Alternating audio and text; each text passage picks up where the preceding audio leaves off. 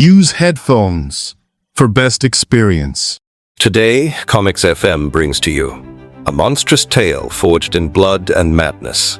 Batman vs. Dark Joker, the Wild. In a world where shadows howl and flesh is torn by claw and curse, the Dark Knight is reborn as a savage werebat, a creature twisted by ancient magic and tortured memory. This isn't your rooftop-hopping detective. This is a fanged beast of vengeance, raised in the Aeyrie and bathed in blood. Limbs are shattered, throats are torn, and the wild runs red with war. From the mind of writer Doug Moench, with chilling pencils by Kelley Jones, brutal inks by John Beatty, and a storm of colors by Les Dorscheid, brought to life by the eerie lettering of Todd Klein. This is horror, this is fantasy, this is Batman as you've never seen him before. So, subscribe, like, and share, because when you feed the beast, we bring you more. Now, without further ado, let's dive into the dark. Chapter 1. Birth of a Monster. In a world where nature itself breathed divinity, a dying tree exhaled its final sacred breath beneath a sky haunted by moons. Atop a towering Aeyrie, cloaked in ancient magic, a desperate ritual unfolded. The sorcerer Magister and his wife Lilandra, their hearts heavy from a past failure, prepared to create life once more. One more failure would doom the wild itself. Lilandra, fearless and resolute, vowed to endure any agony. As the ritual began, Magister drew from her a radiant sphere, their newborn child's essence, declaring it perfect as the infant wailed into existence. But the birth was only half the rite. The legacy had to be sealed in their blood beneath moonlight. As Magister raised the ritual blade, Lilandra saw the sky darken, an eclipse. No, not the moon. Something vast blotted out the heavens. Monstrous airships descended, legions of horrors screaming down upon them. The sky wept as the Magister cried out. They had to abandon the ritual and protect the child. The Aeyrie shook with violence. A hulking beast crashed through the stained glass, and Magister unleashed the talisman, beams of pure power searing through the attackers. Amid the chaos, Lilandra confessed. Their sin was loving their first child too much. Perhaps this fate was justice. The tower breached again. Magister, bloodied and outnumbered, fought with every shred of power, crying that the child must be protected, even if it cost them everything. Lilandra was struck down, the child in her arms. Magister, wounded, screamed her name, only to watch as a sphere of chaos shattered the walls. The Dark Joker had arrived. Cackling, he mocked the ritual and joked about Magister's blood needing a blade. He slashed Magister's throat. Then, with theatrical cruelty, he drove a dagger into Lilandra's skull. Grinning, he seized Magister's talisman, but its power eluded him. Frustrated, he asked his ogres to take Magister's casque and bring him the baby. Laughing maniacally, he tossed the newborn from the tower, craving the sound of splattered death. They burned the Aeyrie and departed. But the child of the slain gods transformed mid-fall. Wings tore through flesh. He changed into a shrieking werebat and flew off into the dark wild. Chapter 2. The Dark Crisis. 20 years had passed. In a remote village near the edge of the wild, a hooded messenger arrived under grim skies. She warned the villagers of an impending horror, the return of the Dark Joker. Once defeated, he had regained strength, festering in the shadows, ready to unleash unspeakable wrath upon humankind and the wild itself. She urged them to flee, to abandon their homes, or face slaughter and ruin. But pride drowned out wisdom. A hardened warrior stepped forward, refusing to cower. With arrogant bravado, he vowed to hunt the Dark Joker with 10 of his finest men. The messenger could only sigh, her heart heavy with sorrow at the villagers' blind courage. Deep in the twisted woods, the Dark Joker raged in frustration. Still unable to unlock the power of Magister's talisman, he struck at the cusk with an axe, to no avail. Surrounded by impaled, headless corpses, he gorged himself on the brains from the severed heads, laughing amidst the carnage. His madness reeked. Right then, an arrow shot through the air, fired by the village warrior, but Joker caught it effortlessly. The warriors charged. It was a massacre. Ogres tore through them with brutal ease, beheading them like cattle. As their leader cried out in anguish, Joker encased himself in his swirling sphere and launched it like a guillotine, decapitating him. He commanded the ogres to spike the bodies, hanging heads from trees like grotesque ornaments. Back in the village, the messenger revealed the fate of the warriors through a magical orb. Horrified, the villagers turned on her, calling her a witch when they saw her face. They accused her of serving the Dark Joker. Her pleas fell on deaf ears. They bound her and built a pyre, but fire could not harm her. Bound, she lamented the death that the foolery had brought. Then the wild turned. Hail crashed down. Trees came alive and ripped villagers apart. The ground cracked and consumed them whole. The sorceress escaped and rushed back to save them, but found only corpses. A dying villager cursed her with her last breath. She knelt beside him, whispered the truth. The Dark Joker had brought this ruin, and to stop him, she now had to summon the winged creature of the night. Chapter 3. The Werebat of the Wild. In the wild, night moved like a predator. A sleek, shadowed beast leapt from the trees, claws bared, wings outstretched. He struck a goat cleanly, feeding with primal instinct. A panther watched from the brush, purring. The creature had finally been found. Dragging his prey into the cave, he feasted as others, beasts and shadows, whispered of his coming. In the cave, surrounded by bones, the sorceress Sorcerer confronted him. She called him dark of wit, wild in spirit, but vowed to change that. He would learn. She had come to nurture, to teach him love. They had to complete the process that Magister and Lilandra left incomplete.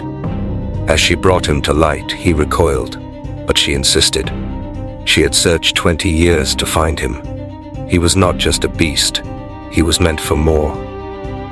Meanwhile, above a burning village, Dark Joker's flying fortress rained fire and smoke. Villagers screamed as their homes turned to ash. Joker cackled maniacally, declaring the destruction just a diversion. More serious chaos was still to come. Back in the wild, Sorcerer tried to teach the beast, once the abandoned child of Magister and Lilandra, about restraint, words, and purpose. She taught him fire, how to summon and control it. He spoke his first word, her name.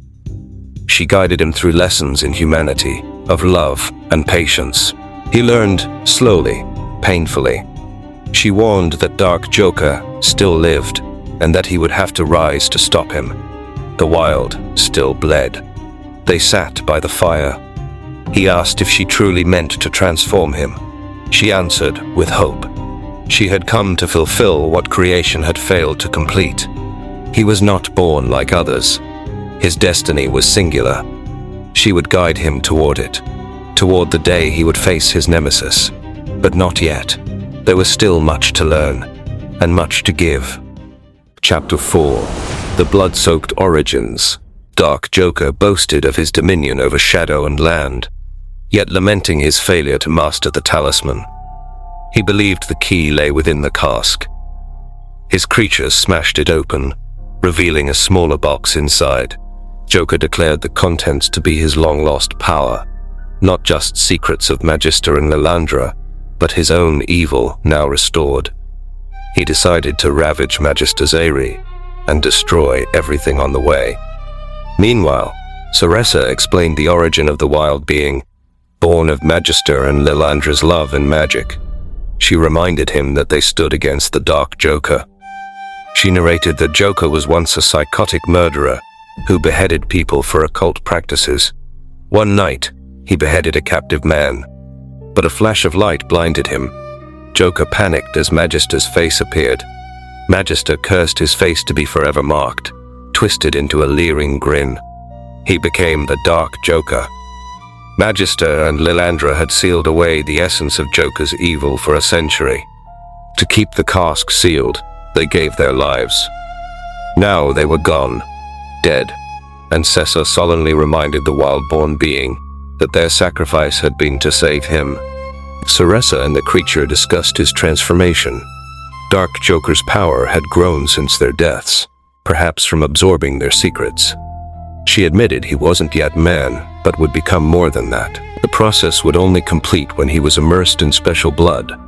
Hers, the same blood as Lilandra's and Magister's, under moonlight. He resisted, refusing to spill her blood. Sorcerer warned that his resistance might doom the wild. Elsewhere, villagers in Hightown debated recent disappearances and feared the looming threat. Meanwhile, dark forces stirred as monstrous beings carved a path of massacre. One of Dark Joker's ogres donned a human face and declared himself ready. Back in the forest, Sorcerer and the creature embraced their bond. She confessed their connection was deep, and though they could not remain together, he would have her blood when the time came. As he left to hunt, Joker's forces moved camp. When the creature returned, Sorcerer was gone. Desperate, he searched, shouting her name. But Sorcerer had gone to meet the Joker. Chapter 5: Transformation and Transcendence. Dark Joker confronted Sorcerer, mocking her origins. He revealed she was never fully completed, denied the blood and power of Magister and Lilandra, but Sorcerer stood defiant, saying she had now shaped the means to defeat him. Dark Joker boasted of his control over death and displayed severed heads, mocking life and beauty. He cast Sorcerer into a nest of undead heads, which came to life and attacked. As they screamed to devour her, vines and skulls bound her. Laughing maniacally, Dark Joker watched as they drained her blood. Sorcerer gave herself up willingly for death to fulfill the sacrifice. The blood spilled. The Batbeast, drawn by the light of her sacrifice, arrived too late. Sorcerer lay dying and revealed the truth. She was the firstborn of Magister and Lilandra, the one they had loved too deeply to sacrifice. Their fear and delay gave Dark Joker time to grow stronger, forcing them to create a second child, the Batbeast, to oppose him. Now, with her blood shed willingly, Sorcerer completed the interrupted ritual. She urged the Batbeast to use it, to become more than beast, to become what he was destined to be. Sorcerer changed into her cat form. Grief-stricken, he lifted her into the moonlight, letting the blood transform him. Elsewhere, Dark Joker confronted a boy named Donald in the woods and gave him the box from the cask that held his evil. He warned never to open it, but Dark Joker's voice echoed in his mind and curiosity consumed him. When he opened the box, swarms of grotesque bat creatures erupted. One drilled into his father Tomlin's skull. The chaos spread as Donald met his end in the hands of Tomlin. Meanwhile, the Dark Joker rejoiced, holding a glowing orb witnessing the released evils. He declared that the past horrors once sealed away were now free to infest the world. He mocked the bones of Magister and Lilandra, gloating over their failure. Chapter 6: Trust Forged in Fire. The people of Hightown confronted a hooded stranger who warned them of an advancing evil. Suspicious and mistrusting, Raph demanded the stranger reveal his face, but the cloaked figure refused, choosing to walk alone while issuing one final warning. Raph claimed the stranger was likely a spy, and before anyone could argue further, a lookout cried out. 7 airships marked with skulls were descending rapidly, already launching their attack. As monstrous invaders rained fire from the skies, chaos erupted. The stranger, watching from the shadows, realized his warning had come too late. Hightown's defenders rushed into battle. As attackers began cutting into the village's main tree, a powerful force suddenly struck back, revealed to be the same cloaked stranger. His disguise fell away, unveiling the Batbeast, an imposing blue figure with wings and claws, fighting with ferocious force. The villagers hesitated, unsure if he was ally or demon, but the Batbeast soared into the air, using crossbows he had taken and lighting the bolts with flame. With precise aim, he fired them into the airships, setting them ablaze and piercing their air sacs. The ships fell one by one. Dark Joker watched from afar, fascinated by the Batbeast's might. Laughing madly, he mocked his soldiers as 3 ships went down in a single fiery strike. He ordered a retreat, threatening to devour the brains of those who failed him. As the Batbeast ascended to finish the fight, Wrath, still blind with doubt, hurled a spear that struck him mid-air. James lashed out in anger, but the damage was done. The Batbeast crashed to the ground. Despite the fall, the Batbeast lived. The villagers repelled the last wave of invaders, and he rose again, battle-worn but defiant. Though 2 ships escaped, the others were destroyed.